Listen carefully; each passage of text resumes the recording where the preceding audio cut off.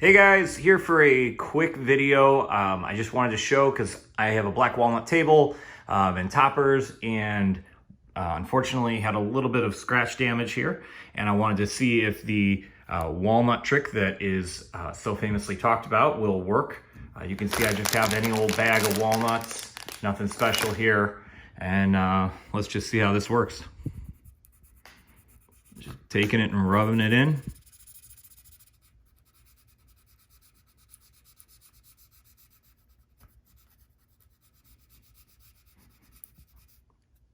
And it already looks better. You can see that, sorry for the wobbly camera there. I'm trying to do this with one hand. You can see it definitely is filling in and kind of making that disappear just a little bit. So it's not perfect, but it's definitely already better, and that's just after a few seconds of kind of messing with this in comparison to what it was originally. So I guess if you need to ever do this, just know that this is a thing that you can do to kind of fill in the gaps and kind of blend it in.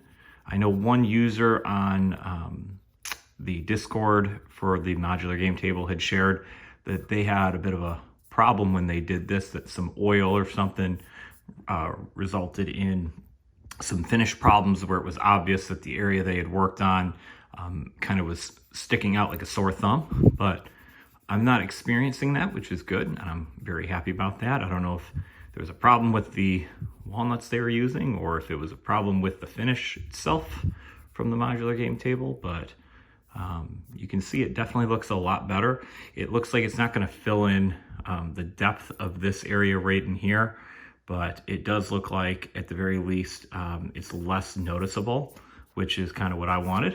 So I guess there's the proof that that trick does work. And on a different note, another thing that I know has come up is some people have experienced some dirty rails when they have received their table. In theory, this isn't supposed to be an issue.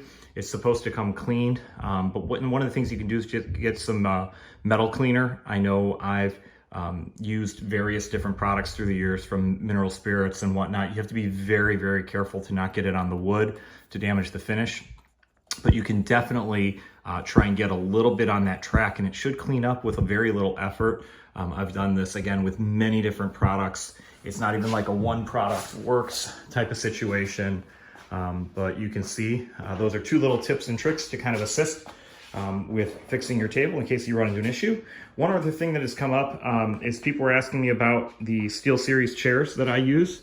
Sorry for the blur there. So I use the Omega Series Steel Series chairs, and one of the downsides of these chairs, you can see, is that they don't go in even when pushed all the way down with the armrest all the way down, and this is with the dining height of the legs, so you're just barely missing, unfortunately. So you could probably prop up the table or get the counter ones, chop them down and add like an extra inch. I think that's all it literally is.